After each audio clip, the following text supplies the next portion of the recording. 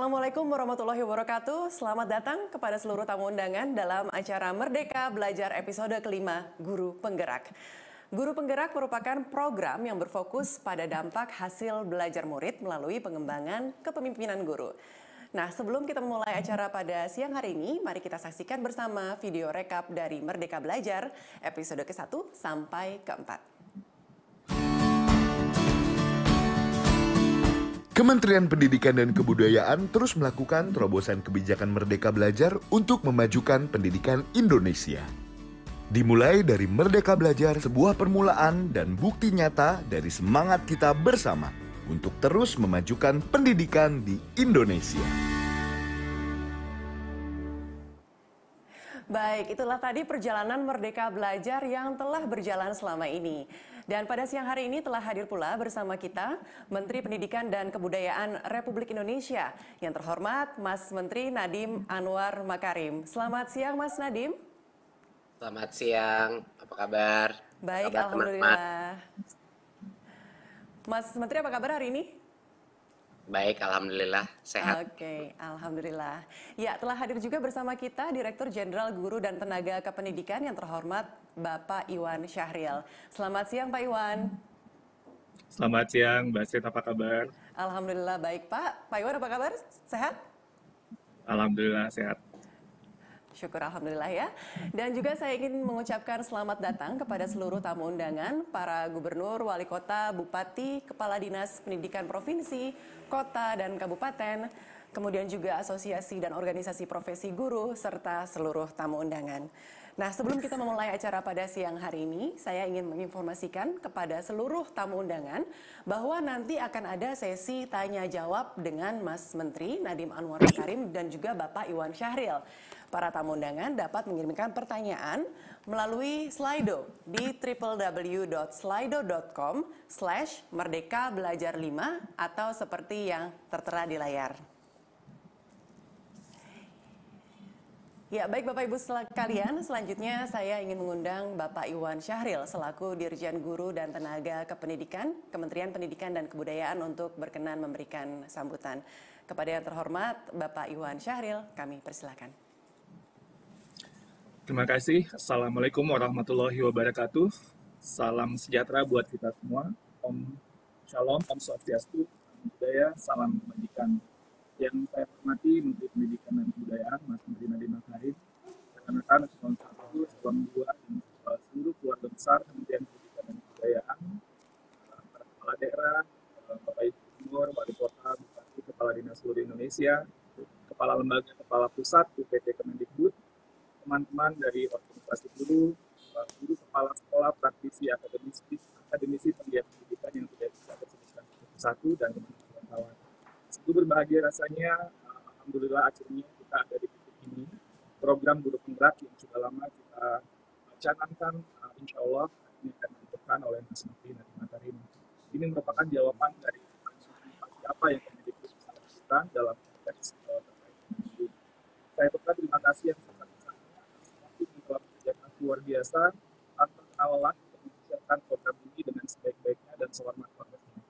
Ini adalah kolaborasi dari semua berbagai unsur, dari guru, kepala sekolah, akademisi, praktisi, kepala sekolah, Widya Iswara, penggiat pendidikan, akademisi, yang semua organisasi yang telah berkolaborasi untuk bisa mempersiapkan program ini. Khususnya untuk kita kami dari Indonesia yang telah membantu beberapa komponen penting dalam proses ini. Adalah bentuk gotong royong untuk pendidikan Indonesia. Program Guru Penggerak sebenarnya berpijak pada filosofi Bapak Pendidikan kita, yaitu dia yang sangat populer, yaitu Ingarso Sungkolodo, Immadia Mangunkarso, dan Putri Handayani. Ada 3 kata kunci di situ. Pertama teladan, 2 motivasi, 3 berjaya. Seorang guru dalam filosofi Ki Hajar Dewantara itu untuk menjadi teladan, memotivasi sehingga menguatkan kemauan dan memberdayakan peserta didik. Inilah yang kita inginkan untuk semua guru di Indonesia. Orientasinya tidak kepada murid, bagaimana anak tumbuh secara holistik, cipta rasa, karsa, dan raga, tajamnya pikiran, halusnya perasaan, kuatnya kemauan, dan sehatnya jasmani. Sejahtera lahir dan batin untuk menuju walaupun dan kebijaksanaan. Guru Penggerak adalah pemimpin pembelajaran. Program Guru Penggerak berfokus pada pengembangan kepemimpinan yang berpijak pada filosofi teladan. 3 kata tadi, motivasi dan teladan. Guru penggerak, seorang penggerak harus dapat memahami dan mencontohkan bagaimana pembelajaran yang berorientasi kepada murid. Motivasi, guru penggerak harus menjadi teman belajar yang penuh inspirasi dan menguatkan semangat dan kemauan, memotivasi semua rekan-rekan belajar untuk terus belajar dan mengembangkan diri sehingga memberikan layanan terbaik bagi semua. Berjaya, guru penggerak mendorong supaya guru untuk bisa kemudian juga menjadi pemimpin pembelajaran dan bisa menjadi teladan bagi rekan-rekan lainnya. Pada akhirnya, orientasi kita semua adalah untuk anak-anak kita. Seperti pesan Ki Hajar, bebas dari segala ikatan, dengan suci hati mendekati sang anak, tidak untuk meminta sesuatu hak, namun untuk berhamba pada sang anak. Marilah kita terus kuatkan kolaborasi dengan satu visi dan satu hati untuk Indonesia dan untuk anak-anak Indonesia. Saya mohon Mas Menteri nanti dengan berkenan untuk meresmikan peluncuran program guru penggerak ini. Terima kasih. Wabillahi taufik wal hidayah. Wassalamualaikum warahmatullahi wabarakatuh. Baik, terima kasih Bapak Iwan selaku Dirjen Guru dan Tenaga Kependidikan Kementerian Pendidikan dan Kebudayaan atas sambutannya. Dan selanjutnya kita akan mendengarkan paparan dari Mas Menteri Nadiem Anwar Makarim selaku Menteri Pendidikan dan Kebudayaan yang kemudian juga akan dilanjutkan dengan peresmian Merdeka Belajar episode kelima Guru Penggerak. Kepada yang terhormat Mas Menteri Nadiem Makarim, kami persilakan. Terima kasih. Assalamualaikum warahmatullahi wabarakatuh. Pertama, saya ingin ucapkan apresiasi saya sebesar-besarnya kepada semua partisipan di dalam webinar ini dari seluruh Indonesia untuk mengikuti peluncuran acara Guru Penggerak saat ini. Pertama, saya ingin ucapkan bahwa program Guru Penggerak ini bisa dibilang program terpenting di dalam Kemendikbud maju ke depan. Kenapa? Karena mau sebaik apapun teknologi pendidikan, sebaik apapun kurikulum, sebaik apapun infrastruktur pendidikan di sekolah-sekolah kita, tidak ada yang bisa menggantikan peran guru penggerak untuk mentransformasi budaya sekolah kepada pembelajaran. Fokus kepada pembelajaran siswa-siswi kita. Guru penggerak adalah yang namanya ujung tombak itu adalah guru penggerak. Karena dia yang akan menggerakkan perubahan yang real. Ujung-ujungnya reformasi pendidikan di Indonesia harus berawal dan berakhir kepada guru. Kepada manusia dewasa yang memimpin unit-unit pendidikan, yang memimpin kelas-kelas kita. Perubahan harus terjadi di situ. Jadinya ini salah satu inisiatif terpenting di Kemendikbud saat ini. Izinkan saya melakukan sedikit pemaparan mengenai filosofi atau filsafat daripada guru penggerak dan mengapa program ini begitu penting. Silakan, bisa dipaparkan.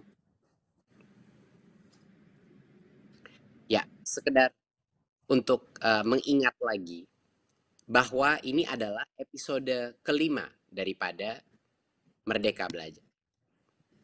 Episode 1 seperti yang kita ingat adalah ujian nasional assessment dan juga beberapa merubah menjadi asesmen kompetensi dan beberapa relaksasi daripada peraturan PBDB atau zonasi. Episode 2 seperti yang kita ingat adalah Kampus Merdeka, di mana kami membuka dan memberikan berbagai macam fleksibilitas dalam akreditasi, dan kami juga membuka pernikahan massal program studi baru, dan juga memberikan kesempatan untuk mahasiswa untuk sampai dengan 2 semester di luar kampus dan 3 semester di luar program studinya untuk benar-benar memerdekakan mahasiswa. Di episode 3 kita membantu efisiensi mekanisme bantuan operasional sekolah untuk mentransfer langsung ke rekening sekolah agar kepala-kepala sekolah dan guru-guru mendapatkan dananya tepat waktu. Tentunya juga accountabilitas yang tinggi. Dan kami pun memberikan maksimum fleksibilitas untuk penggunaan dana BOS kepada kepala sekolah apalagi di situasi pandemi seperti ini yang kita berikan berbagai macam fleksibilitas penggunaan anggaran untuk protokol kesehatan, untuk kuota internet, untuk murid maupun juga guru. Dan episode keempat, kami meluncurkan program organisasi penggerak, di mana kami melibatkan dan mengundang berbagai macam organisasi pendidikan untuk membantu sekolah-sekolah kita meningkatkan kualitas hasil belajar. Sekarang kita masuk episode kelima, teman-teman, untuk membahas guru penggerak. Ya. Guru penggerak adalah ujung tombak perubahan transformasi pendidikan kita. Tapi apa tujuan kita? Apa objektif atau tujuan daripada Merdeka Belajar?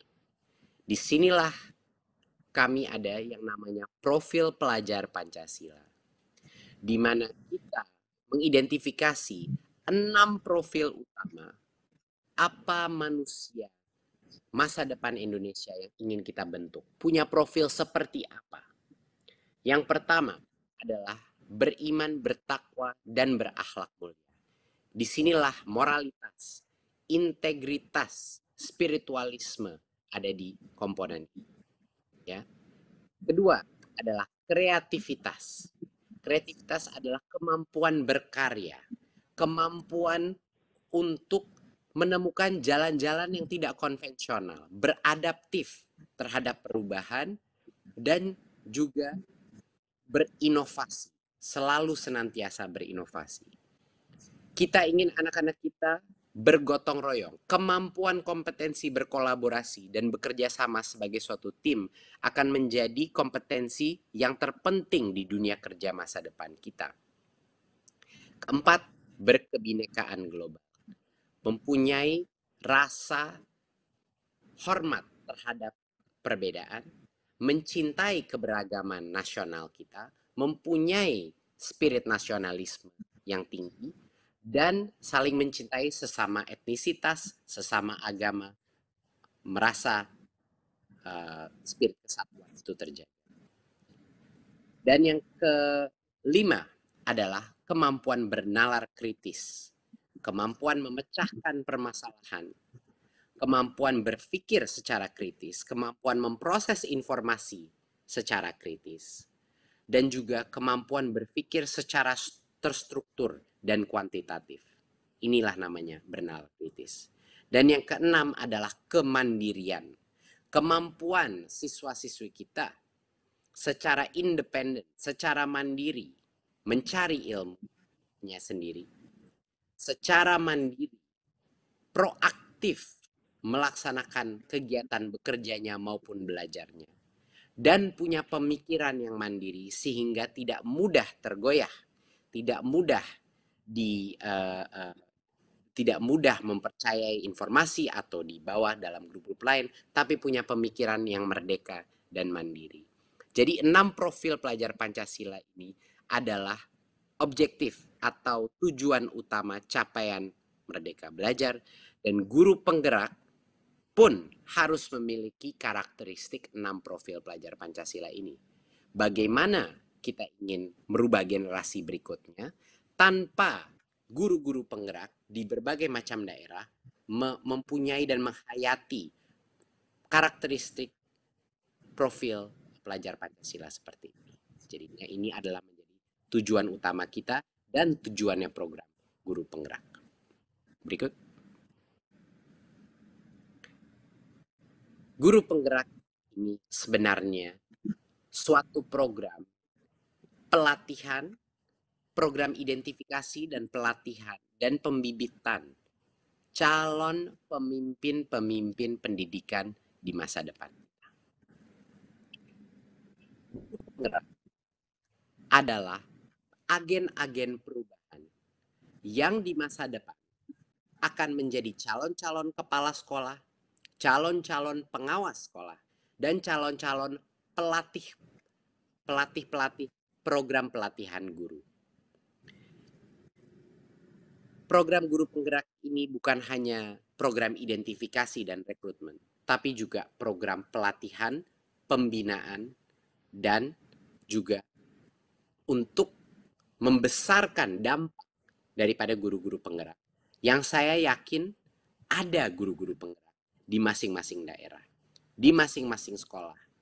Hanya saja kita belum mengetahui siapa mereka. Program ini adalah program untuk mencari bibit-bibit pemimpin-pemimpin pendidikan di masa depan Indonesia. Itulah betapa pentingnya proses identifikasi ini, proses pembinaan ini sukses agar masa depan unit pendidikan kita terjaga.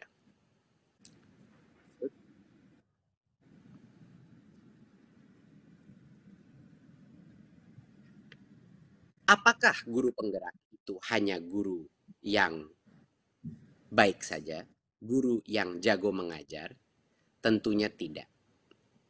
Guru penggerak itu bukan hanya guru yang baik dalam mengajar.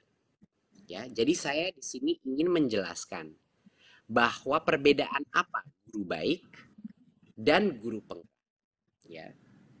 Guru yang baik itu mendorong peningkatan prestasi muridnya. Guru yang baik mengajar dengan kreatif dan inovatif. Dan guru yang baik mengembangkan kompetensi dirinya secara aktif. Itu yang namanya guru yang baik. Nah, apakah itu cukup untuk menjadi guru penggerak? Tidak. Guru penggerak adalah guru yang mempunyai semua karakteristik guru yang baik, tetapi punya kemauan untuk berinovasi, melakukan perubahan. Dia mendorong tumbuh kembang murid bukan hanya di kelasnya dia, tapi di kelas-kelas lain pun untuk tumbuh secara holistik, mengikuti profil pelajar Pancasila. Guru penggerak akan keluar daripada hanya kurikulum apa yang ditentukan, tapi juga melihat apa saja standar pencapaian profil pelajar Pancasila dan bagaimana merubah semua aktivitas belajar untuk menjaga keutuhan 6 profil pelajar Pancasila tersebut.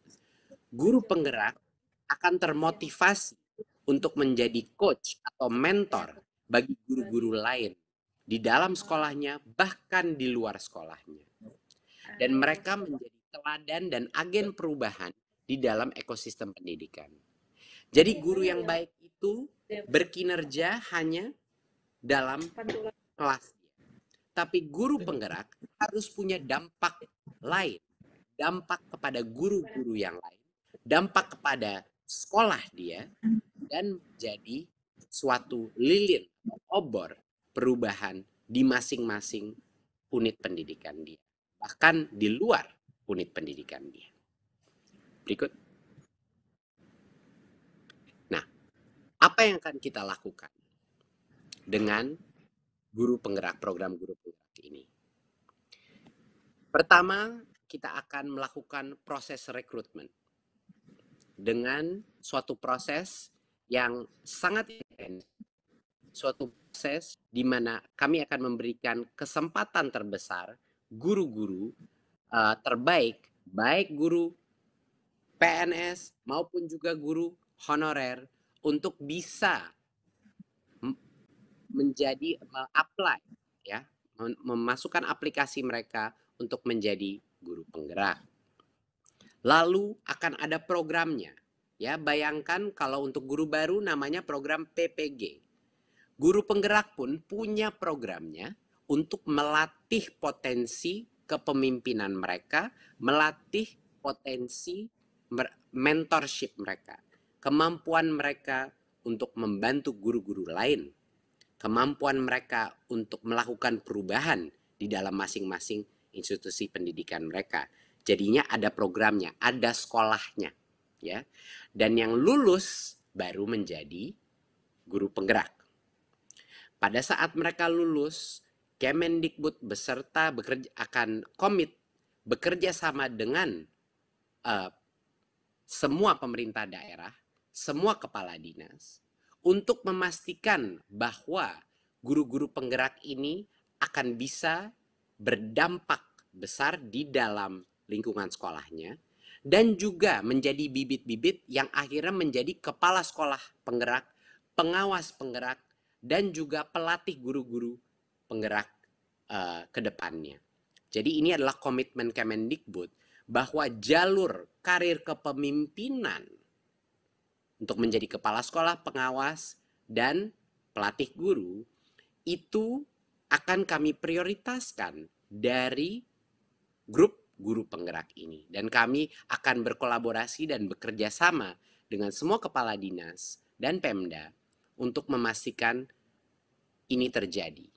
Dan itu suatu hal yang sangat penting karena tanpa punya kepemimpinan di masing-masing unit pendidikan kita yang baik, yang tugas utamanya bukan administrasi sekolah saja, bukan pelaporan keuangan saja, bukan hanya logistik sekolah saja, tapi kalau kepala-kepala sekolah kita dan pengawas sekolah kita berfokus kepada kualitas pembelajaran, fokus kepada meningkatkan kemampuan masing-masing guru di dalam sekolahnya, barulah transformasi pendidikan akan terjadi.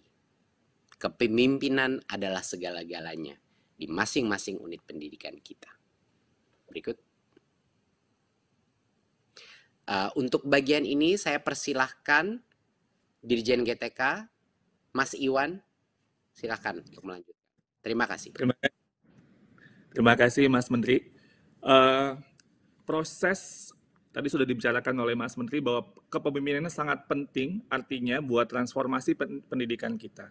Nah, dalam untuk melakukan pengembangan kepemimpinan ini, kami berkaca dari berbagai macam studi dan tentunya pendekatan andragogi pembelajaran orang dewasa itu, bahwa kita harus lebih fokus kepada on the job learning. Jadi artinya pembelajaran yang relevan, yang kontekstual, sehingga memberi dampak yang sebaik-baiknya. Karena itu proses pendidikan dan penilaian di guru penggerak ini betul-betul berbasis dampak dan bukti. 70% dari komponen yang ada dalam pendidikan guru penggerak itu adalah belajar di tempat kerja dan melakukan refleksi. Jadi apa yang terjadi di lapangan, di sekolah, di kelas, itu adalah sebagai teks yang akan kemudian menjadi bagian dari apa yang dipelajari oleh guru penggerak dengan menguatkan refleksi, umpan balik, dan lain sebagainya. Lalu 20% komponennya itu adalah belajar dari, kalau yang tadi belajar di tempat kerja juga dengan coach atau pendamping, 20% itu dengan umpan balik dari rekan-rekan lain, lalu kemudian 10% dengan fasilitator dan narasumber. Bagian 10% ini sebenarnya yang sering mendominasi pelatihan-pelatihan guru dan kepala sekolah yang sering kita temui, dan kita sekarang melakukannya dengan lebih mengutamakan kepada pendekatan yang lebih relevan dan kontekstual. Sehingga penilaiannya pun juga lebih berpusat kepada bagaimana seorang pemimpin pembelajaran itu bisa meningkatkan hasil belajar murid. Jadi melalui penugasan mandiri, umpan balik dari rekan sejawat, fasilitator, dan kepala sekolah. Jadi kita berkolaborasi bersama-sama. Jadi nggak sendirian, latihannya itu harus betul-betul sesuai dengan konteks yang dihadapi oleh guru-guru penggerak ini. Lanjut. Nah, modul-modul atau pendidikan guru penggerak ini bisa kita bagi ada 3. Pertama, pentingnya guru penggerak ini memahami orientasi nilai yang betul-betul berakar pada filosofi pendidikan Indonesia. Jadi di sini apa yang menjadi filosofi dari Ki Hajar Dewantara itu adalah hal yang paling utama yang nanti akan dipelajari oleh calon-calon guru penggerak. Apa yang kemudian menjadi peran guru penggerak? Visi guru penggerak itu seperti apa juga ini harus betul-betul clear sehingga kemudian bisa untuk nanti menerapkannya di praktek keseharian. Membangun budaya positif di sekolah itu juga hal yang sangat penting. Lalu kemudian bagaimana melakukan pembelajaran yang berorientasi kepada murid, yang berpihak kepada murid. Di sini teach at the right level, mengajar dengan diferensiasi sesuai dengan kebutuhan siswa, itu menjadi hal yang sangat penting untuk dikuasai. Lalu juga pendekatan pembelajaran sosio-emosional, jadi bukan hanya manusia bukan hanya tentang kognitif, tapi juga sosial dan emosi, itu juga sama pentingnya. Dan juga untuk melakukan bagaimana melakukan coaching dengan baik dan dengan produktif. Lalu, sebagai pemimpin pembelajaran, guru penggerak juga harus bisa untuk bagaimana mengambil keputusan, mengelola sumber daya, dan mengelola program sekolah yang berorientasi kepada sebesar-besarnya dampak kepada murid dan hasil belajar mereka. Lanjut. Nah, ini adalah timeline atau lini masa seleksi dan pelaksanaan pendidikan guru penggerak. Kami akan mulai dengan pembukaan pendaftaran calon guru penggerak tanggal 13 Juli dan akan dibuka hingga 22 Juli tahun 2020. Lalu dilanjutkan dengan seleksi tahap pertama tanggal 23 sampai 30 Juli, registrasi, lalu ada esai, komponen esai, analisis studi kasus, dan tes bakat skolastik. Lalu tanggal 31 Agustus sampai 16 September, seleksi tahap kedua, ada simulasi mengajar dan wawancara. Jadi tahap kedua ini dipilih yang terbaik dari tahap satu. Jadi tahap satu itu akan memfilter sehingga nanti di tahap kedua akan ada lebih sedikit kandidat yang sudah terseleksi untuk melakukan simulasi dan wawancara. Tanggal 19 September pengumuman calon guru penggerak akan kami lakukan dan insya Allah pelaksanaan akan dimulai tanggal 5 Oktober sampai tahun 2020 sampai 31 Agustus tahun 2021.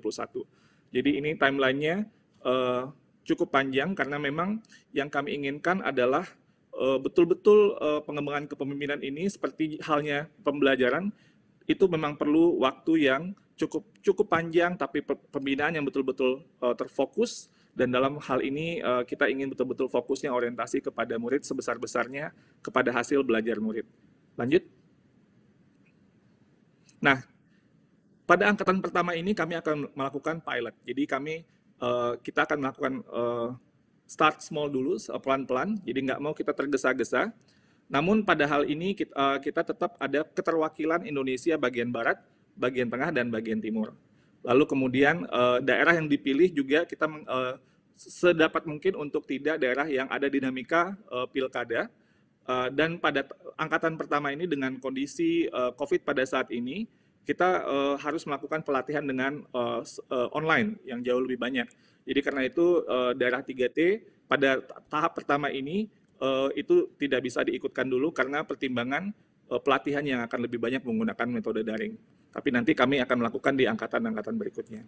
Lalu kita akan melihat daerah-daerah yang memiliki kebutuhan kepala sekolah yang cukup besar. Jadi hingga sampai tahun 2024. Dan nanti sasarannya daerah-daerah yang terpilih ini untuk angkatan pertama atau yang masih pilot ini adalah 50 calon guru penggerak per daerah. Jadi ini targetnya dalam angkatan pertama seperti itu. Lanjut. Baik, ini saya kembalikan kepada Mas Menteri. Silakan Mas Menteri. Terima kasih Mas Iwan. Saya akan bicara sedikit mengenai apa manfaatnya ini bagi pemerintah daerah. Ini merupakan suatu program yang akan dibantu oleh pemerintah pusat, oleh Kemendikbud, untuk membantu pemerintah daerah. Karena program ini membantu mengidentifikasi dan membantu Pemda untuk bisa meningkatkan kualitas baik kompetensi siswa-siswanya, ya, dan juga secara sistem untuk meningkatkan hasil kualitas pembelajaran. Dan harapannya dalam waktu 5 tahun, dalam waktu 7-10 tahun, ini akan meningkatkan martabat masyarakat Indonesia karena nilai PISA kita di ranking dunia pun akan meningkat lebih tinggi dengan banyaknya guru penggerak yang tersebar. Jadi program ini adalah program yang pembibitan calon-calon pemimpin pendidikan masa depan kita. Jadi ini yang akan kita bantu beserta berkolaborasi bermitra dengan pemerintah daerah untuk membantu mereka mengidentifikasi ini yang guru-guru dengan potensi kepemimpinan terbaik. Dan ini akan mendorong hasil output pembelajaran yang semakin berkualitas. Karena perubahan yang terjadi di dalam kelas hanya bisa dilakukan kalau sekolah itu punya critical mass atau punya cukup guru penggerak yang melakukan perubahan sehari-hari, yang melakukan inovasi dan yang akan menginspirasi guru-guru lain untuk berubah, ya. Dan tentunya ini akan membantu peningkatan kolaborasi antara pemangku kepentingan pendidikan, baik itu orang tua maupun juga antar sekolah maupun juga antar daerah. Dan ini akan memfasilitasi karena berbagai program nanti guru penggerak lintas sekolah dan juga lintas daerah. Jadinya inilah salah satu beberapa manfaat terpenting bagi pemerintah daerah untuk mendukung program ini. Karena kita akan saling membantu. Karena dua-duanya punya misi yang sama, yaitu menghasilkan kualitas pembelajaran yang terbaik untuk siswa-siswi kita. Berikut. Ini adalah target angka-angka jumlah guru penggerak yang kita targetkan.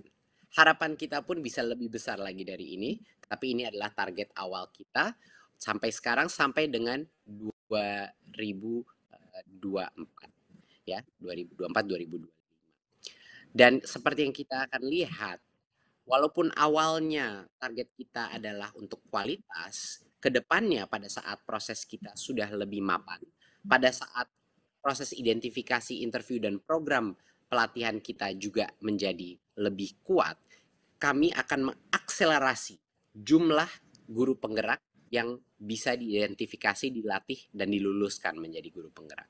Dan guru-guru ini akan kita sebarkan berdasarkan daerah, rekrutmen pun dilakukan berdasarkan daerah, agar terjadinya pemerataan juga. Jadinya daerah-daerah yang paling membutuhkan guru pun akan bisa menikmati jasa dan bakti daripada guru penggerak. Dan seperti kita lihat ini, dengan adanya sampai dengan 150.000 guru penggerak, itu menjadi potensi kepemimpinan kita.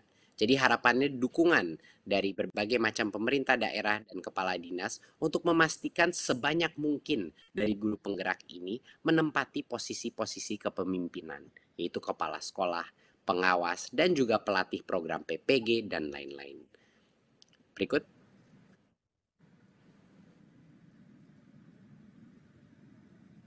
Kita dalam waktu 5 tahun tentunya tidak bisa tercapai transformasi pendidikan yang rampung dalam 5 tahun. Tidak mungkin. Proses transformasi pendidikan ini bisanya terjadi dalam waktu mungkin 10-20 tahun.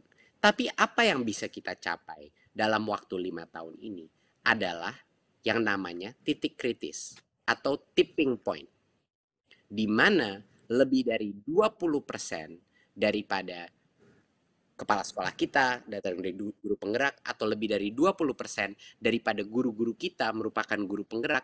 Ini akan menjadi perubahan yang tidak bisa dibalikkan lagi. Ini akan menjadi perubahan yang berkelanjutan.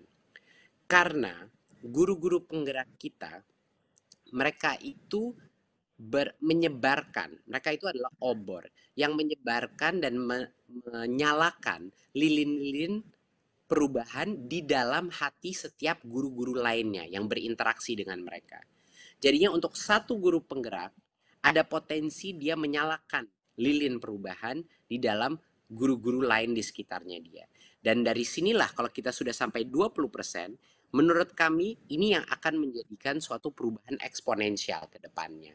Kebijakannya bisa berubah arah atau apapun ke depannya, yang penting guru-guru penggerak ini sudah ada di posisi-posisi yang kritis, posisi-posisi penting dan kepemimpinan di berbagai macam daerah di Indonesia. Sehingga perubahan ini akan terus terjadi secara otomatis. Jadi ini adalah teori perubahan yang kita terapkan, kenapa kita butuh critical mass guru penggerak di seluruh Indonesia. Jadi saya ingin undang guru-guru dari Sabang sampai Merauke untuk bergabung menjadi guru penggerak. Ini bukan suatu hal yang mudah. Proses ini akan menjadi proses yang sangat ketat dan intensif. Dan jangan salah, guru penggerak ini bukan hanya suatu status. Guru penggerak ini merupakan suatu tanggung jawab yang lebih daripada menjadi guru sekarang. Jadinya bagi yang tertarik untuk menjadi pemimpin masa depan sistem pendidikan kita, bagi yang tertarik melakukan perubahan, bagi yang berani mengambil resiko dalam berinovasi, ini adalah kesempatan Anda untuk apply kepada program guru penggerak ini dan jadilah bagian dari roda perubahan di sistem pendidikan kita. Kita sedang membangun elite force, bisa dibilang Kopassusnya guru-guru kita di seluruh Indonesia. Jadinya ini bukan hal yang mudah, harus secara mental kuat, harus punya keberanian melakukan perubahan, dan harus siap melalui suatu proses pembelajaran yang sangat intensif dan juga tidak mudah lulusnya. tidak mudah diseleksi, tidak mudah lulusnya. Jadi tolong pikirkan dulu sebelum Anda ingin bergabung dalam program guru penggerak, pikirkan dulu Anda menjadi guru itu untuk apa. Kalau Anda ingin hanya berkreasi dan berinovasi di dalam kelas dan jadi guru yang terbaik di dalam kelas, tidak apa-apa. Anda adalah guru yang hebat di dalam kelas Anda. Tapi kalau Anda ingin berdampak kepada komunitas lebih besar, kalau Anda ingin memimpin suatu sekolah suatu hari, kalau Anda ingin melakukan perubahan dalam skala yang lebih besar di luar kelas Anda, gabunglah menjadi guru penggerak dan gerakan roda Merdeka Belajar di masing-masing daerah Anda. Berikut. Terima kasih.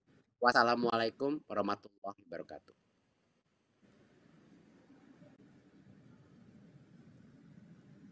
Waalaikumsalam warahmatullahi wabarakatuh. Terima kasih Mas Menteri Nadiem Makarim atas paparannya.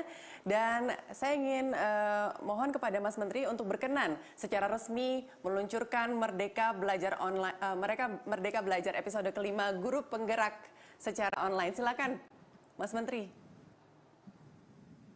Dengan ini saya secara resmi meluncurkan episode kelima Merdeka Belajar Guru Penggerak.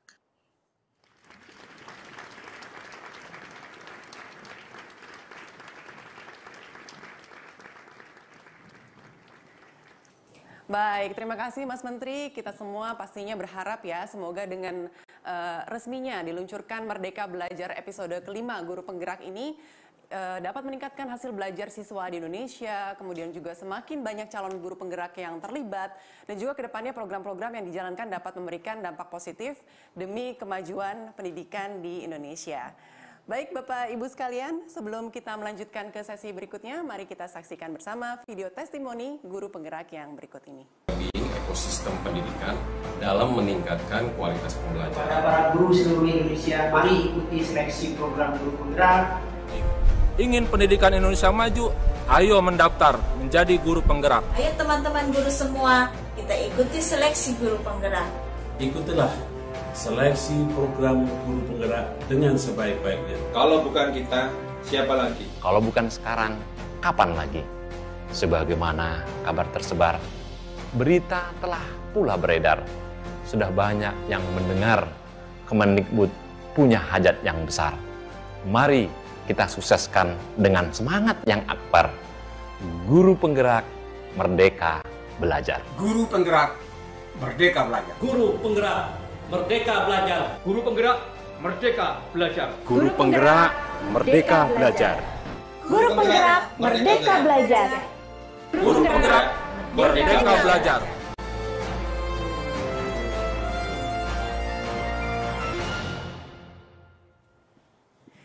Iya, baru saja kita menyaksikan video testimoni dari perwakilan Kepala Dinas Pendidikan, organisasi guru, dan juga para guru. Selanjutnya, kita akan berdiskusi langsung dengan Mas Menteri Nadiem Anwar Makarim dan 2 orang kepala sekolah. Nah, yang pertama adalah Ibu Mariance Wiladida atau akrab disapa Ibu An. Ibu An ini adalah Kepala Sekolah SDN 9 Masohi, Maluku Tengah. Sejak tahun 2016, Ibu An memimpin sekolahnya untuk bertransformasi sebagai sekolah ramah anak. Di sekolah ini menerapkan disiplin positif dan pembelajaran aktif yang berpusat pada murid. Hasilnya, murid bisa menyelesaikan konflik tanpa kekerasan, sehingga murid lebih bersemangat dan mandiri belajar. Dan yang kedua adalah Bapak Nyoman Darta, Kepala Sekolah SMAN 1 Bali Mandara. Mayoritas murid di sekolah Pak Darta ini berasal dari keluarga miskin dan terindikasi tidak mengkonsumsi gizi yang cukup. Namun, Pak Darta percaya bahwa masing-masing murid memiliki potensi yang unik. Dengan program unggulan Research Based School atau satu murid satu riset. Pengembangan guru di sekolahnya pun dilakukan melalui komunitas praktik dan membentuk komunitas guru berbagi. Baik Bapak Ibu sekalian, Ibu An dan Bapak Darta ini adalah cerminan dari guru penggerak yang sudah menerapkan kepemimpinan yang holistik dan berkelanjutan. Baik, sebelum kita masuk ke sesi diskusi, mari kita mengenal sosok Ibu An dan Bapak Darta dalam video yang berikut ini.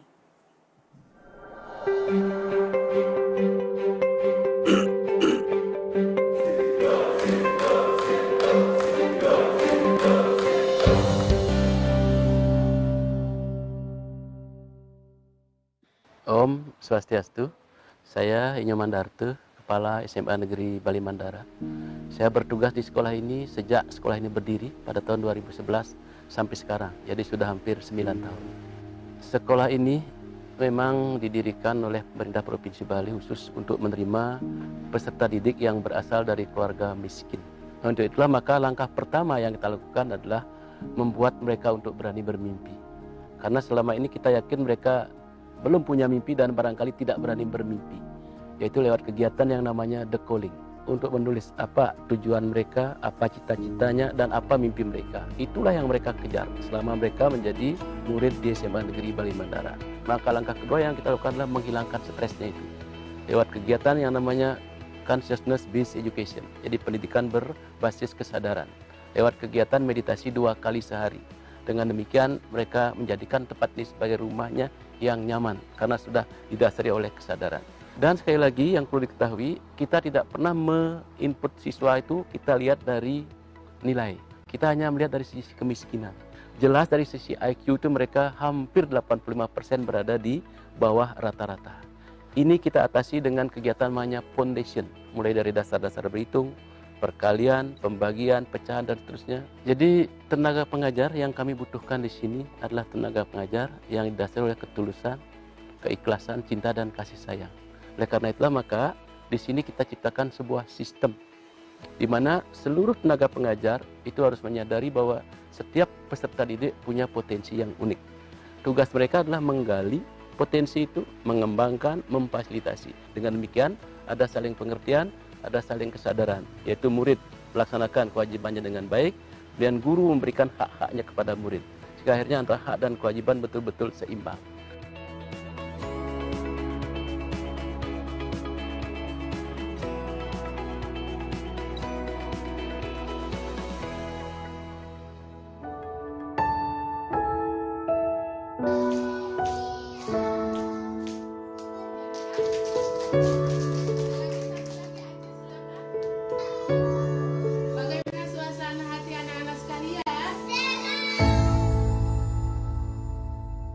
Nama saya Ibu Mariance Wiladida, SPD dari SD Negeri 9 Masohi.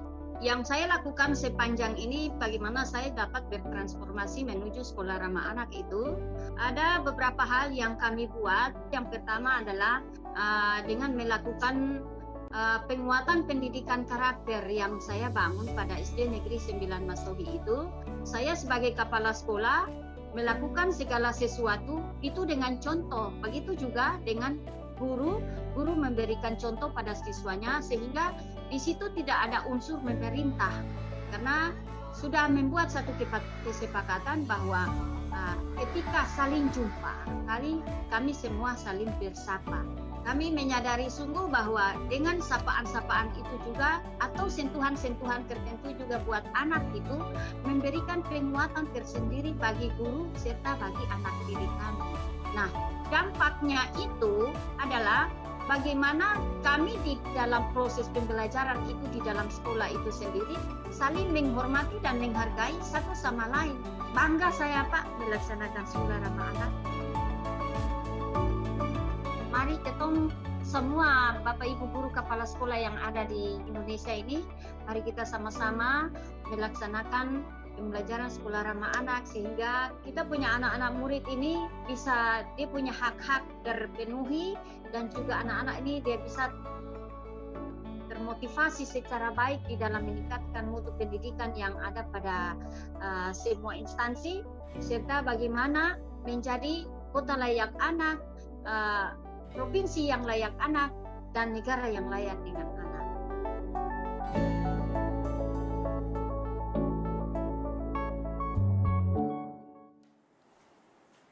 Baik, itu tadi video dari Ibu An dan Bapak Darta. Dan tanpa berlama-lama lagi, saya akan mengundang Mas Menteri Nadiem Anwar Makarim, Ibu An, dan juga Bapak Darta. Selamat siang Ibu An, apa kabar?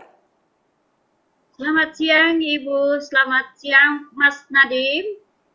Selamat siang Bu An. Iya, selamat siang Pak Darta. Selamat siang Ibu, selamat siang Mas Menteri. Selamat siang Pak Darta. Iya, Mas Menteri, tadi kan kita semua ini sudah melihat bersama-sama profil dari Ibu An dan juga Bapak Darta. Mungkin dari Mas Menteri ada yang mau disampaikan atau ditanyakan kepada Ibu An dan Bapak Darta? Silakan. Wah, susah sekali untuk menyampaikan. Saya malah ingin sesi ini lebih mendengarkan dan ingin belajar dari Ibu An sama Pak Darta mengenai bagaimana melakukan perubahannya. Satu hal yang saya lihat dari cara bicara Ibu An sama Pak Darta, berapa kali menyebut untuk anak, untuk anak, untuk anak. Ini salah satu benang merah yang saya tarik dari semua guru penggerak atau kepala sekolah penggerak adalah orientasi kepada anak yang luar biasa. Seperti obsesi, semua itu ya untuk anak. Dan pada saat kita mengerahkan paradigma itu kepada anak, hal-hal yang kita lakukan menjadi jauh lebih jelas kan. Arah pembelajaran kita menjadi jelas. Jadi saya salut dan apresiasi sama Ibu An sama Pak Darta untuk menginspirasi bukan hanya komunitas sekitar sekolah Ibu, tapi saya sebagai menteri menjadi jauh lebih semangat melihat aktivitas-aktivitas yang dilakukan Bu An sama Pak Darta. Jadi kalau izin saya boleh menanyakan beberapa pertanyaan ya? Boleh? Silakan Pak. Boleh Pak. Oke. Kalau saya mau tanya Bu An dulu. Bu An, pada saat Ibu melakukan perubahan-perubahan tersebut di sekolah Ibu, apa tantangan utamanya? Apakah ada resistensi atau tidak pada saat Ibu mulai melakukan perubahan? Terima kasih atas kesempatan yang diberikan Mas Nadiem. Saya mau menyampaikan tantangan-tantangan yang saya hadapi ketika saya mau melaksanakan terutama pada pendidikan sekolah ramah anak yang dimana Bapak Kepala Dinas Pendidikan dan Kebudayaan Maluku Tengah, Bapak Askan Tuasikal melegalkan SD Negeri 9 Masohi sebagai sekolah ramah anak. Di situ saya punya tantangannya sangat besar. Pertama adalah dari sekian guru yang ada, cuma hanya 3 orang saja yang bisa mengikuti kegiatan dan mau untuk melaksanakan sekolah ramah anak itu tersendiri. Tapi di sisi lain saya tidak mau berhenti sampai di situ. Tetap saya berjuang dengan maksimal dan tetap saya melakukan koordinasi baik dengan guru-guru yang ada. Dan yang kedua, saya juga selalu membangun hubungan baik dengan guru-guru sehingga tetap mengedukasikan semua hal-hal baik kepada guru sehingga mereka bisa menerima itu. Yang kedua adalah di saat yang tantangan yang saya hadapi ketika guru-guru itu yang tidak mau melaksanakan sekolah ramah anak itu ketika tahap 2 untuk melaksanakan sekolah ramah itu yang narasumbernya yang datang dari Ibu Fasnas Nasional Nyonya Siti Hani Talaohu waktu itu, saya membuat surat tugas bagi guru-guru yang tidak mau melaksanakan sekolah ramah anak itu dan saya suruh mereka untuk melakukan atau mengikuti sosialisasi kegiatan-kegiatan sekolah ramah anak itu tersendiri Pak.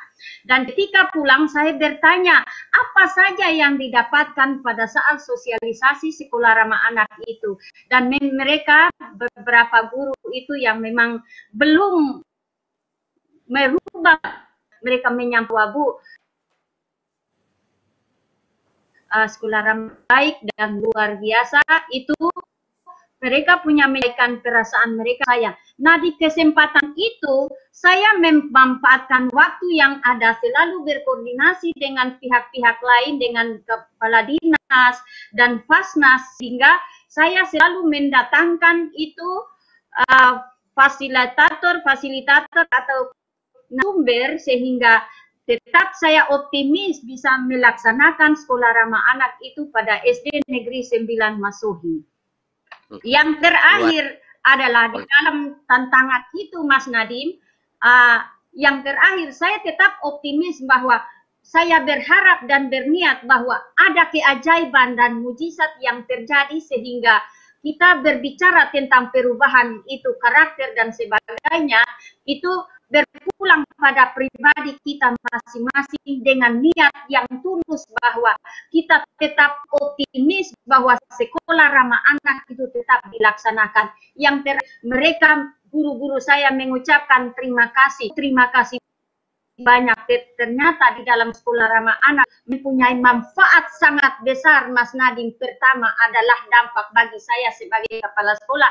Saya lebih sabar menghadapi mereka yang berubah karakter berbagai macam corak ragam karena kita beda tapi satukan bingkai kebinekaan. Kemudian bagi guru, mereka tidak terlalu capek untuk mengajar berteriak-teriak, sudah merubah mindset berpikirnya bahwa dari yang dulu selalu pukul meja, bukan tulis, tapi sekarang kalau tinggal dengan kode, kita belajar dengan kode saja, mereka sudah lebih nyaman di dalam menyampaikan informasi pembelajaran yang berpusat pada siswa itu sendiri. Kemudian siswa juga lebih nyaman dengan guru yang tadinya itu guru suka bentak, tapi sekarang ketika sampai saling memeluk, saling mengulaskan kepalanya seperti begini, sehingga punya dampak yang sangat besar dari sekolah ramah anak itu sendiri. Nah, yang terakhir kepada dampak sekolah ramah anak itu pada orang tua adalah bagaimana orang tua itu sendiri dia bisa menerima kenyataan apa adanya bahwa anak itu mempunyai keunikan tersendiri yang tidak bisa dibeda-bedakan terhadap anak-anak yang lain. Itu luar biasa Bu An. Saya mendengar beberapa hal tadi yang luar biasa pentingnya.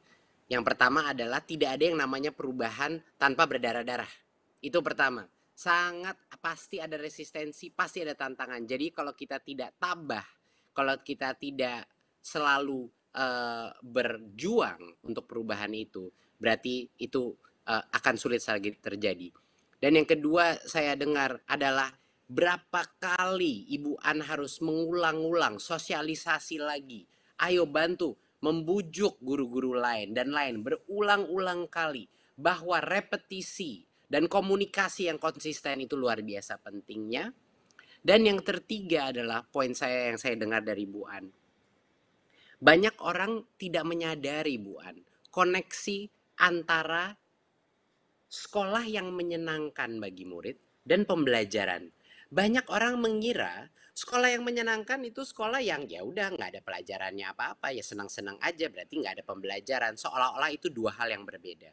Padahal psikologi anak yang merasa aman, psikologi anak yang merasa nyaman di dalam sekolah, potensi pembelajaran dia eksponensial. Sedangkan anak yang merasa tertekan dan secara psikologis tidak aman, dia itu tidak bisa menampung informasi lebih banyak. Terima kasih Bu An. Saya mau pindah ke Pak Darta sebentar, Pak Darta. Pak Darta telah berhasil melakukan suatu perubahan pedagogi hingga anak-anak di kondisi sosioekonomi paling rendah pun bisa bukan hanya sukses, tapi saya dengar banyak anak-anak dari lulusan SMA-nya Pak Darta itu bahkan kuliah di universitas yang baik-baik di Indonesia, bahkan ada yang sampai di luar negeri. Benar itu Pak Darta? Benar. Benar Mas Menteri, benar. Bisa jelaskan nggak Pak Darta? Bukan semuanya, tapi apa inisiatif atau intervensi yang Pak Darta lakukan yang benar-benar merubah segala-galanya? Menjadi katalisnya itu apa? Ya, terima kasih Mas Menteri. Seperti kita ketahui, SMA Negeri Bali Mandara itu khusus menerima anak dari keluarga miskin. Ini 100% dari keluarga miskin. Membina, mendidik anak miskin tidak mudah. Mereka hampir sebagian besar broken home, sebagian besar pemalu, isi tidak cukup, fasilitas mereka belum pernah punya. Maka langkah pertama yang kami lakukan adalah mengajak mereka untuk bermimpi. Karena kami yakin sebelumnya ini mereka tidak pernah bermimpi dan tidak berani bermimpi. Maka langkah pertama itu kami sebut dengan nama The Calling. Seluruh siswa kami kumpulkan, didampingi oleh guru-guru pembina. Kemudian kami berikan mereka secari kertas untuk menulis apa cita-citanya masuk desa Bali Mandara. Mereka tulis sambil menangis karena baru pertama berani bermimpi. Kemudian dimasukkan ke dalam botol kecil namanya time capsule.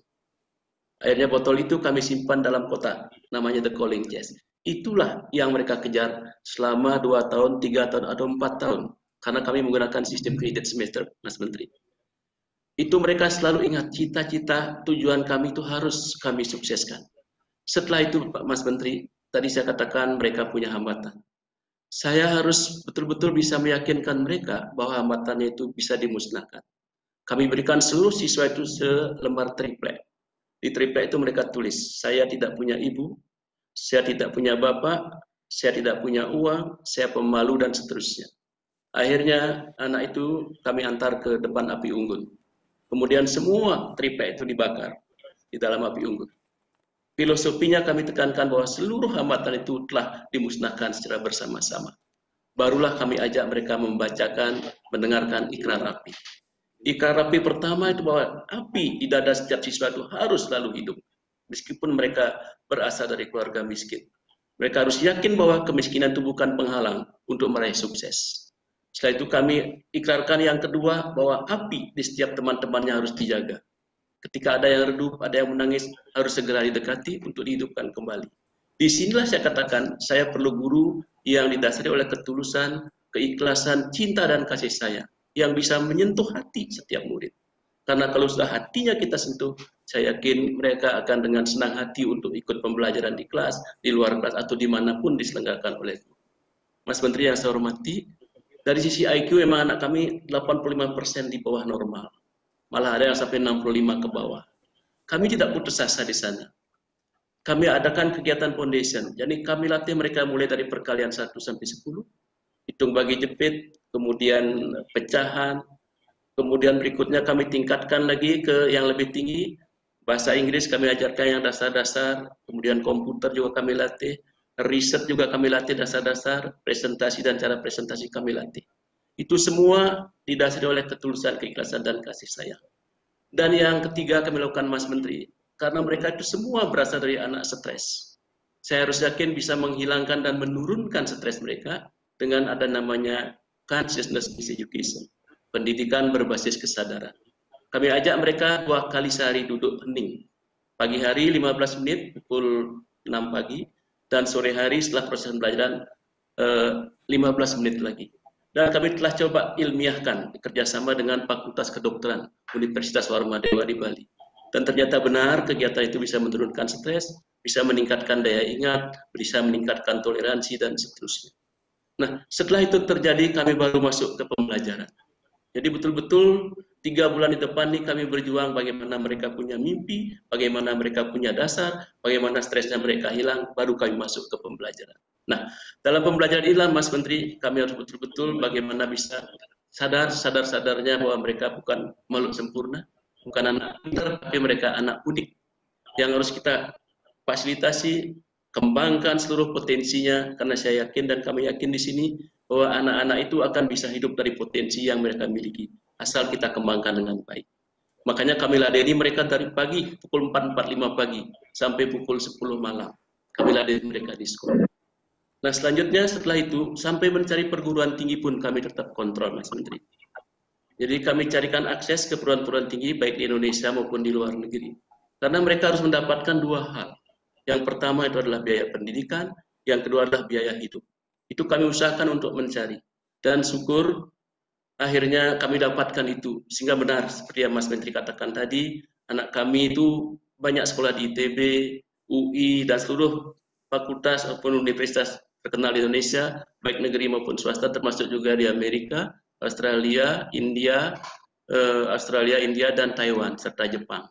Jadi kami sangat bangga. Harapan kami ke depan, Mas Menteri, bagaimana kami bisa dari hal yang kecil ini, kami bisa memberikan yang terbaik dan memutar status sosial ekonomi keluarganya, sehingga akhirnya mereka menjadi orang terpandang di desanya dan bisa mengimbas kepada lingkungan yang lebih besar. Itu yang kami lakukan, Mas Menteri, secara garis besar. Terima kasih. Luar biasa, luar biasa. Saya merinding mendengar cerita seperti ini. Ada beberapa hal yang saya tangkap dari tadi komen-komennya Pak Darta.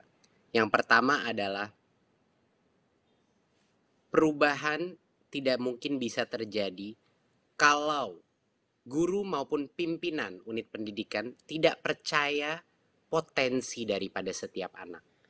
Kalau kita mentalnya sudah menyerah dulu, kalau kita mentalnya sudah percaya, ya sudah, anak-anak kita cuman bisanya sampai ke sini. Berarti tidak mungkin bisa tercapai lompatan peningkatan kualitas pembelajaran kalau kita tidak pertama percaya di dalam hati kita bahwa anak itu bisa jauh lebih baik dari dia sekarang. Dan itu yang saya dengar terus dari Pak Darta. Optimisme dan keyakinan, keimanan bahwa potensi anak itu ada di dalam. Tinggal dikeluarkan saja, tinggal difasilitasi, dikembangkan, itu bisa. Nggak ada yang namanya anak bodoh, nggak ada yang namanya anak tidak bisa. Itu hanya adalah bagaimana kita menciptakan suatu lingkungan untuk melepaskan potensi tersebut. Itu yang pertama. Dan yang kedua adalah mengikuti kemampuan masing-masing anak. Tadi saya dengar dari Pak Darta, dari sisi matematiknya dan pedagoginya, bukannya mengikuti apa yang harus dikerjakan sekarang kelas 4, silabus, mengikuti, tapi Bapak memikirkan dan memberikan semua guru-guru itu kebebasan untuk mengikuti level kompetensinya. Karena yang terpenting bukannya semua standar sama, yang terpenting adalah setiap anak belajar. Setiap anak meningkatkan kapasitas dia. Jadinya bagaimana Pak Darta menurunkan kurikulum itu, menurut saya sangat inovatif dan tepat. Dan yang terakhir adalah pengertian dasar anak, psikologis anak. Ini yang banyak sekali mungkin belum difahami di berbagai macam sekolah, bahwa psikologis anak itu adalah prakondisi untuk pembelajaran itu terjadi. Pada saat dia stres, pada saat dia tidak merasa aman, pada saat dia sendiri tidak percaya kapabilitas dia, tidak ada itu namanya motivasi terbuat. Guru itu bisa berjam-jam mencoba menjelaskan suatu konsep kepada anak. Tapi kalau motivasi anaknya tidak ada, keyakinan dirinya tidak ada, dia akan berjam-jam menghabiskan waktu saja. Tapi kalau guru itu berhasil menyalakan obor keyakinan dalam diri anaknya, anak itu akan mengakselerasi sendiri. Dia akan mencari ilmu, dia akan menyerap ilmu karena dia merasa dirinya bisa. Luar biasa. Terima kasih yang luar biasa Ibu An sama Pak Darta. Kalau kita ada waktu lebih panjang lagi, mohon nanti kita bertemu ya, kalau bisa, atau kita Zoom saja kalau masa pandemi ini. Saya ingin belajar jauh lebih banyak dari Ibu An dan Pak Darta, ya, bagaimana cara mengimplementasi ini. Dan bagi yang melihat di semua partisipan ini, mohon lihatlah, ini Bu An sama Pak Darta ini bukan dua saja. Di seluruh Indonesia ini ada banyak guru-guru dan kepala sekolah yang bisa menyalakan obor perubahan. Dan harapan kita dengan program Guru Penggerak ini, semakin banyak guru-guru dan calon-calon Bu An dan Pak Darta masa depan kita akan ditemukan, dibimbing, dan dimerdekakan. Amin, amin. Iya, luar biasa sekali ya tadi diskusi kita dengan Ibu An dan juga Pak Darta. Dan memang diskusi yang barusan ini sangat inspiratif, dan semoga dari diskusi tadi ini bisa memberikan semangat bagi seluruh guru untuk memberikan yang terbaik bagi pendidikan di Indonesia. Sekali lagi saya ucapkan terima kasih kepada Ibu An dan juga Bapak Darta yang sudah bergabung bersama kami pada siang hari ini. Terima kasih Bu Astrid, terima kasih Mas Menteri. Terima kasih. Terima kasih. Ya baik Bapak Ibu sekalian, selanjutnya kita akan memulai sesi tanya jawab dengan Mas Menteri Nadiem Anwar Makarim dan juga Bapak Iwan Syahril. Para tamu undangan dapat mengirimkan pertanyaan melalui link Slido di www.slido.com/merdekabelajar5 seperti yang tertera di layar. Nah, oke, kita sudah ada beberapa pertanyaan yang masuk melalui Slido. Ini ada pertanyaan nih Mas Menteri. Harapan Mas Menteri terhadap guru penggerak apa? Harapan saya kepada guru penggerak adalah menjadi obor perubahan. Guru penggerak itu tidak cukup hanya menjadi guru yang baik. Guru penggerak itu harus, mau dia guru ataupun nantinya menjadi kepala sekolah, dia harus menggerakkan perubahan di guru-guru lain. Dia harus menggerakkan perubahan di dalam kurikulum yang diajarkan di sekolah itu. Dia harus mendorong perubahan dalam cara anak-anak diperlakukan dan cara mereka berpartisipasi di dalam belajar. Jadinya harapan kita untuk guru penggerak, dan yang terakhir, satu lagi yang juga sangat penting, kita berharap guru penggerak itu secara otomatis mencari ilmu untuk meningkatkan kualitas pembelajaran dalam sekolah. Itu beberapa harapan utama yang dari saya. Mungkin Mas Iwan ada tambahan dari itu? Atau cukup? Silakan Mas Iwan. Ya, terima kasih. Memang yang tadi sudah disebutkan oleh Mas Menteri, saya hanya ingin menambahkan bahwa mereka lah akan menjadi teladan. Kalau tadi Mas Menteri kan bilang ini obor perubahan. Ini sebenarnya kalau kembali lagi ke filosofi Ki Hajar Dewantara kan, yang pertama itu sebenarnya guru itu adalah jadi teladan. Jadi sebelum dia tadi Mas Menteri bilang profil pelajar Pancasila mengajarkan tentang itu loh, dia sendiri juga sebenarnya juga harus menjiwai dan menghayati profil pelajar Pancasila itu sendiri. Dia ingin murid untuk belajar dengan sebaik-baiknya, kembang secara holistik, dia pun juga harus belajar terus-menerus, malah mungkin harus jadi lebih keras, karena memang tantangan yang sekarang ini akselerasi percepatan kemajuan zaman kan luar biasa. Jadi tidak mungkin guru itu tidak berinovasi, tidak mungkin guru itu tidak belajar. Jadi ini sangat penting. Dan satu lagi tadi yang Mas Menteri juga sudah highlight adalah bukan hanya belajar tapi berbagi. Jadi ini adalah tanggung jawab sosial. Jadi bukan saja, ini kalau filosofi gotong royong kan bukan saja kolaborasi dan komunikasi sebenarnya. Gotong royong itu ada rasa empati dan ada rasa untuk tanggung jawab secara sosial, bahwa saya nggak bisa baik sendirian gitu. Saya harus membuat yang lain juga sama baiknya atau mungkin lebih baik dari saya. Jadi itu sangat esensi dari guru penggerak. Oke. Jadi saya ingin tekankan, ini bukan untuk semua guru. Tidak semua guru seharusnya menjadi guru penggerak. Karena ini suatu klasifikasi guru yang mau melakukan suatu hal yang luar biasa. Jadi benar-benar kita bukannya ingin semuanya untuk masuk ke dalam program guru penggerak, tapi hanya yang punya keyakinan saya ingin berkontribusi lebih besar di luar daripada kelas saya. Itu kuncinya. Jadinya jangan kalau memang itu bukan passionnya gurunya, ya jangan apply ke program ini. Gitu. Yang apply ke program ini adalah yang benar-benar ingin melakukan perubahan di luar kelasnya dia sendiri, di sekolahnya dia atau antar sekolah dan kepada sistem pendidikan, unit pendidikannya sendiri. Jadi itu penting sebagai diferensiasi. Ya, oke. Selanjutnya kita akan ke pertanyaan kedua. Ini ada pertanyaan, bagaimana pendidikan guru penggerak bisa menjawab tantangan pendidikan di Indonesia? Silakan Mas Menteri. Kalau ini mungkin Mas Iwan yang merancang program latihannya lebih tepat menjawabnya. Monggo Pak Iwan, silakan dijawab.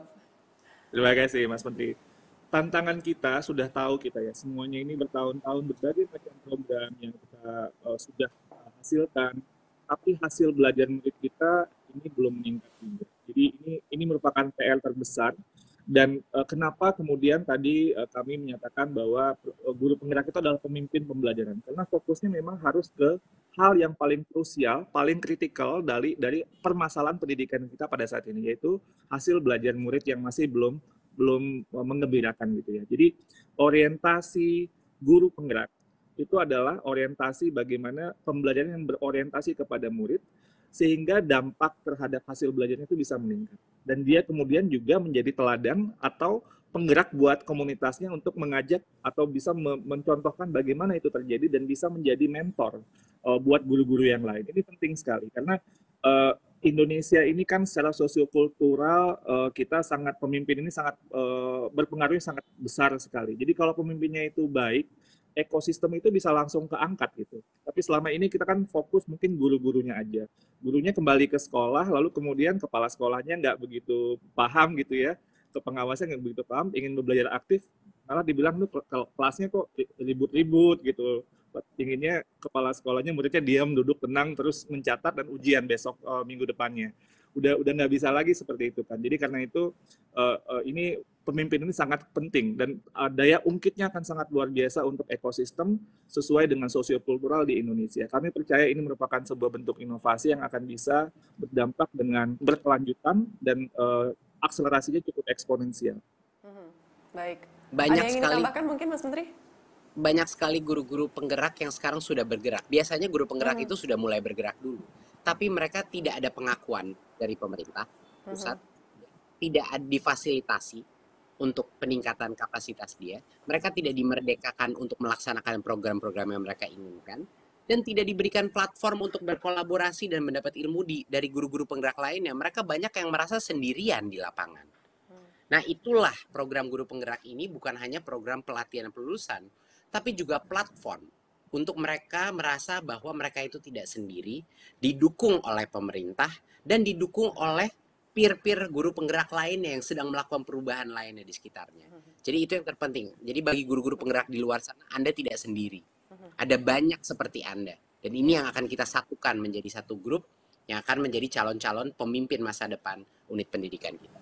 Betul, jadi kata kuncinya adalah dukungan ya Mas Menteri ya, jadi dukungan bersama sehingga kita bisa memajukan yang tadinya mungkin dia berasal dari daerah yang katakanlah pelosok di Indonesia gitu kan, tapi dia ingin melakukan perubahan, guru-guru semacam itu bisa keluar dan bisa mendapat perhatian juga dari pemerintah daerah dan juga pemerintah pusat seperti itu. Baik, kita ke pertanyaan berikutnya. Dari Nur Eko Sucahyono, apakah program guru penggerak dilaksanakan berkesinambungan? Dan apakah sekolah swasta juga dilibatkan secara berimbang dengan guru negeri? Ini gimana Mas Menteri? Silakan bisa dijawab. Ya. Silakan Mas Iwan dulu. Baik, program. Terima kasih Mas Menteri. Pak Cahyo ya Mbak Asri? Nur Eko. Oh, Pak Nur Eko, terima kasih atas pertanyaannya. Iya, jawabannya iya. Ini berkelanjutan sebagaimana tadi yang sudah disampaikan oleh Mas Menteri. Itu kita tiap tahun itu tahun ini memang kita diawali dengan 1 angkatan dulu, tapi nanti setiap tahun akan ada 3 angkatan. Nah, ini akan terus berdampak sehingga pertumbuhannya eksponensial seperti tadi yang sudah disampaikan oleh Mas Menteri, sehingga menjangkau lebih banyak daerah, lebih banyak guru dan lain-lain sebagainya. Tentu saja semua guru itu harus bisa ikut ya. Jadi ini bukan cuma eksklusif untuk guru negeri, ini guru swasta, guru honorer. Ini boleh untuk mendaftar untuk menjadi pendidikan guru penggerak ini. Jadi silakan teman-teman guru dari negeri maupun swasta, guru honorer juga bisa ikut di program ini. Karena yang terpenting tadi yang sudah digarisbawahi oleh Mas Menteri adalah kemauan untuk bergerak, kemauan untuk bukan saja baik untuk kelasnya atau sekolahnya, tapi juga untuk berdampak pada ekosistem pendidikan Indonesia. Kita ingin membuka kesempatan besar mungkin, karena proses seleksi ini tidak akan mudah untuk masuk. Jadi kita harus benar-benar membuka dan memberikan kesempatan yang adil bagi berbagai macam jenis status guru, baik di swasta, honorer, PNS, dan lain-lain. Yang penting itu adalah jiwa kepemimpinan mereka, hati mereka, dan juga kompetensi mereka, kemampuan mereka. Jadi itu hal yang kita akan buka sebesar mungkin sehingga kami mendapatkan kualitas yang terbaik untuk yang pertama, sebelum kita menjadikan program ini semakin besar. Dan kesinambungannya itu menurut saya yang terpenting, dan ini melanjutkan apa yang Mas Iwan bilang tadi. Kesinambungannya adalah untuk memastikan mereka benar-benar masuk posisi-posisi kepemimpinan di unit pendidikan kita. Itu adalah komitmen kita bersama gitu, bahwa benar-benar kepala sekolah masa depan kita dan juga pengawas kita dan instruktur PPG kita semuanya datang dari grup-grup penggerak ini. Itu yang merupakan suatu strategi kesinambungan yang terpenting. Wah, tentunya ini merupakan kabar baik ya kepada seluruh guru di Indonesia. Karena tadi juga saya pribadi berpikir bahwa program ini khusus untuk guru-guru di sekolah negeri. Tapi ternyata guru-guru di sekolah swasta pun mempunyai kesempatan yang sama untuk ikut program guru penggerak ini. Oke, kita ke pertanyaan selanjutnya. Apakah program ini menyasar guru seluruh jenjang pendidikan dan seluruh kota atau kabupaten? Dari pertanyaan yang keempat ini. Silakan Pak dijawab. Mungkin Pak Iwan terlebih dahulu. Oke, baik. Terima kasih Mbak Astrid. Program Guru Penggerak ini adalah program nasional. Tentunya kita akan melihat seluruh jenjang kita libatkan dari PAUD, SD, SMP, SMA gitu ya. Nah, dan semua daerah akan mendapat kesempatan untuk nanti terpilih daerahnya untuk ikut, tapi tentunya secara bertahap.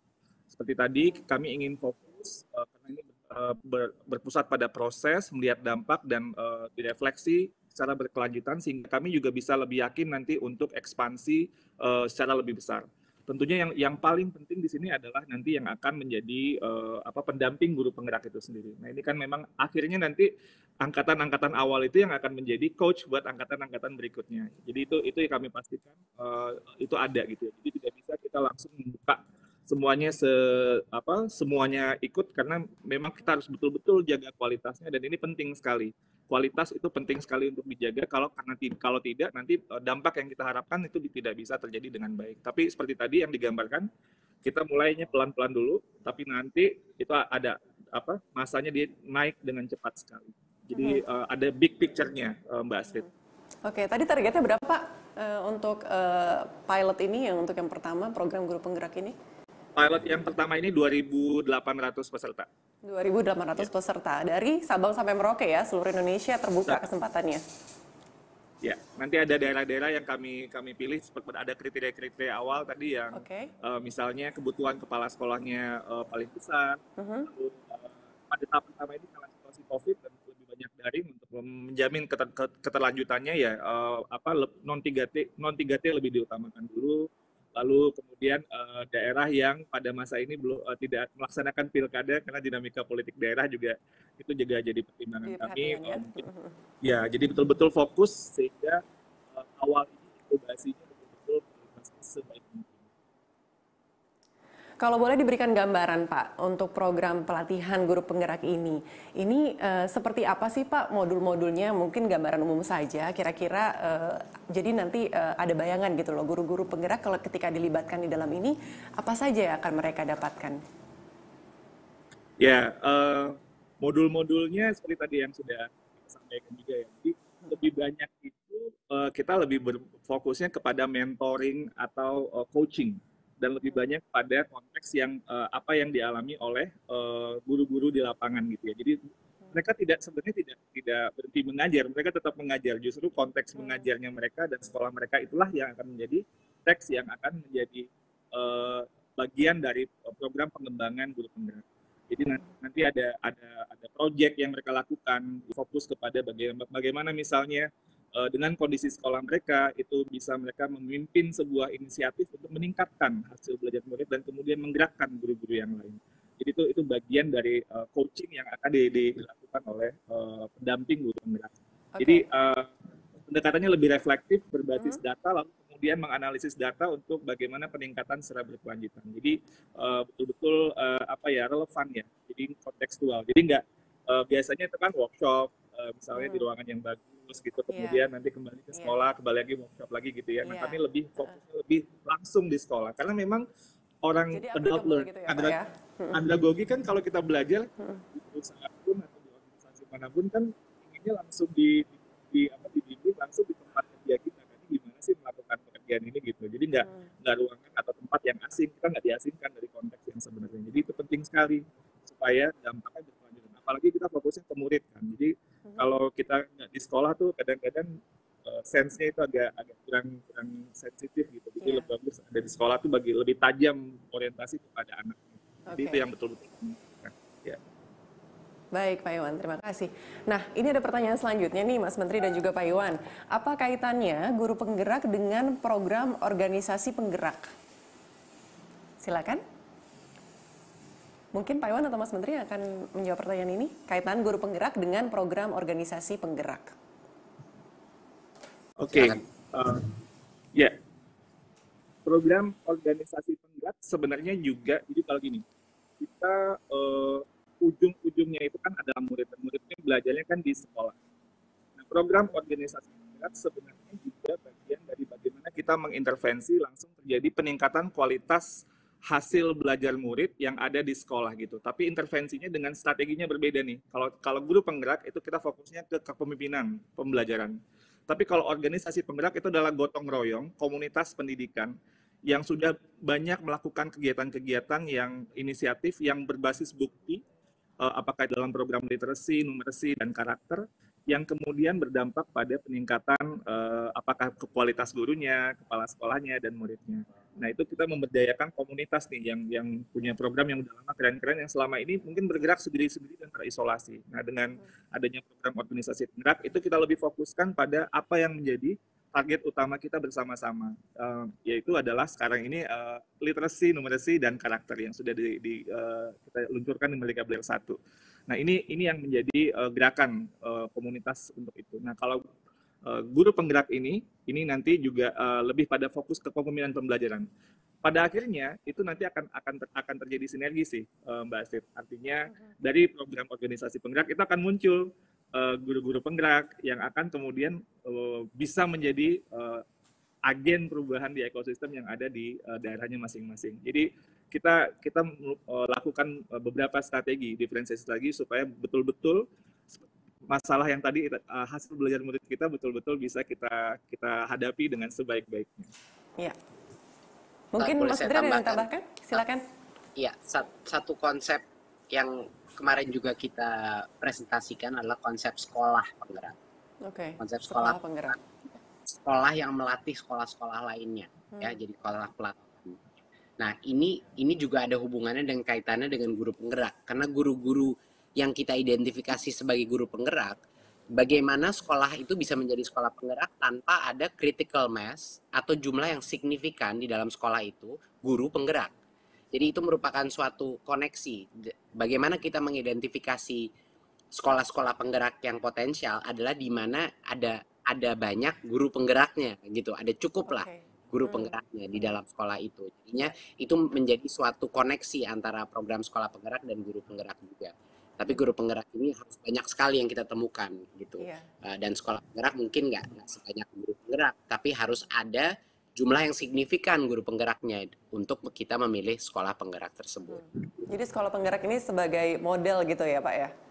Bisa dikatakan seperti itu untuk sekolah-sekolah yang lain? Sebagai pusat pelatihan, model. Ini bukan kayak sekolah unggulan yang orang-orang kepengen datengin, bukan seperti itu. Ini adalah tempat pelatihan untuk guru-guru dan kepala sekolah di sekitar sekolah penggerak. Dia diberikan beban ekstra untuk melatih, diberikan sumber daya dan beban ekstra untuk melatih sekolah-sekolah di sekitarnya, bukan sekolah rujukan. Ini adalah pusat pelatihan yang lebih tepat. Baik, baik.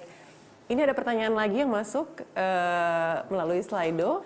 Guru penggerak apakah dari sekolah besar dan ternama? Kalau guru penggerak dari sekolah yang minim fasilitas, apakah bisa gabung meskipun ada kemampuan untuk itu? Bagaimana Sudah ini, pasti. Mas Menteri? Coba saya jawab dulu.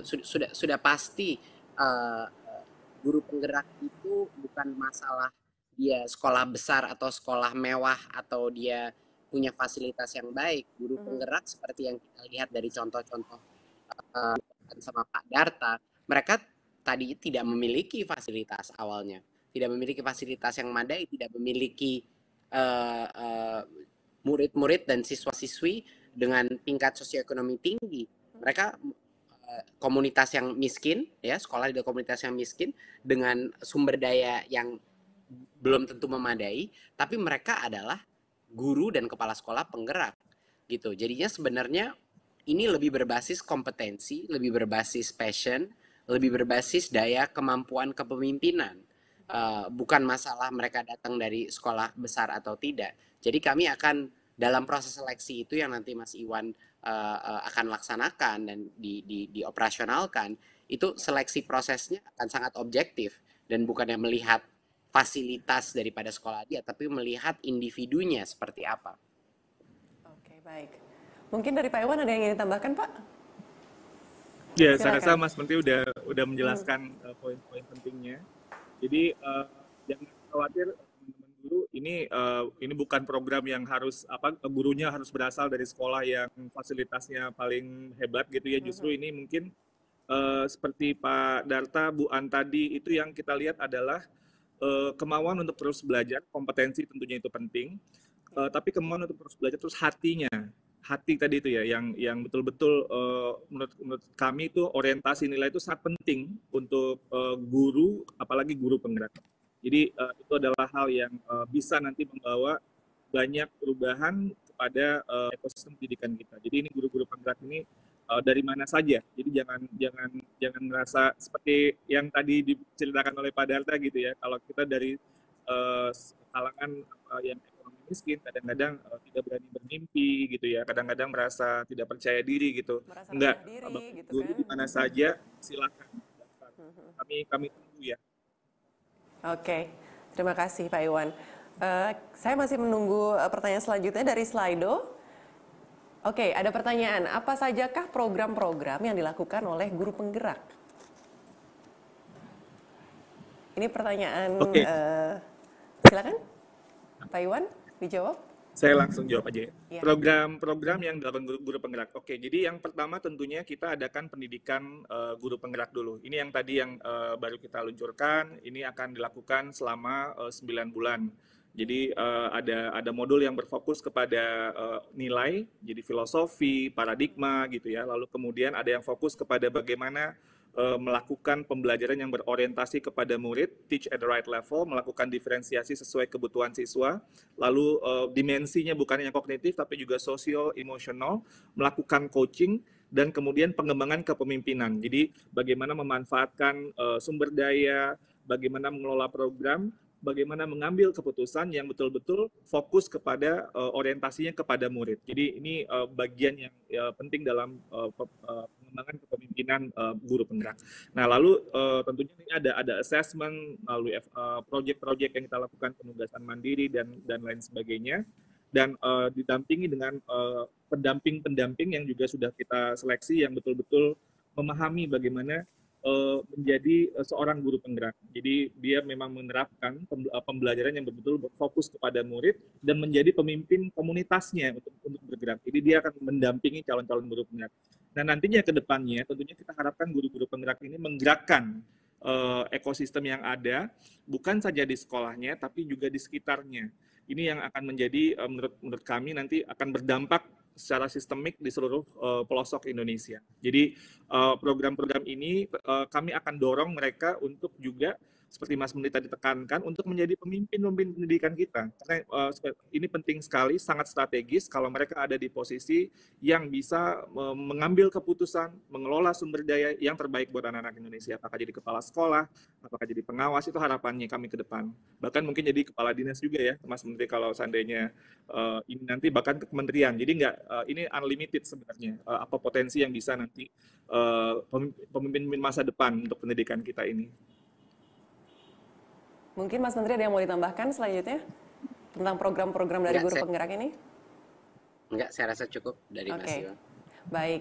Baik, tidak terasa ini waktu juga yang harus mengakhiri sesi tanya jawab kita pada siang hari ini, dan saya ingin mengucapkan terima kasih kepada Mas Menteri Nadiem Anwar Makarim serta Bapak Iwan Syahril atas waktunya pada hari ini, dan kita semua berharap program guru penggerak yang baru saja kita luncurkan pada siang hari ini dapat berjalan sukses demi kemajuan pendidikan di Indonesia. Terima kasih sekali lagi saya ucapkan kepada Menteri Pendidikan dan Kebudayaan Republik Indonesia, Mas Menteri Nadiem Makarim atas waktunya, dan juga Pak Dirjen Bapak Iwan Syahril yang sudah hadir pada kesempatan siang hari ini.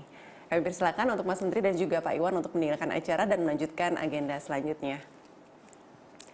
Ya, Bapak Ibu sekalian, acara pada hari ini telah berakhir. Kami mengucapkan terima kasih Anda telah menyaksikan acara Merdeka Belajar episode kelima, Guru Penggerak.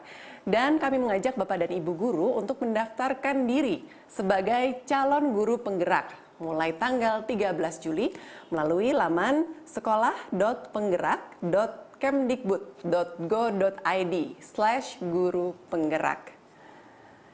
Iya, dan semoga pendidikan guru penggerak ini dapat mencetak agen-agen transformasi pendidikan di seluruh Indonesia sehingga tercipta generasi penerus yang unggul, berdaya saing, dan berkarakter Pancasila.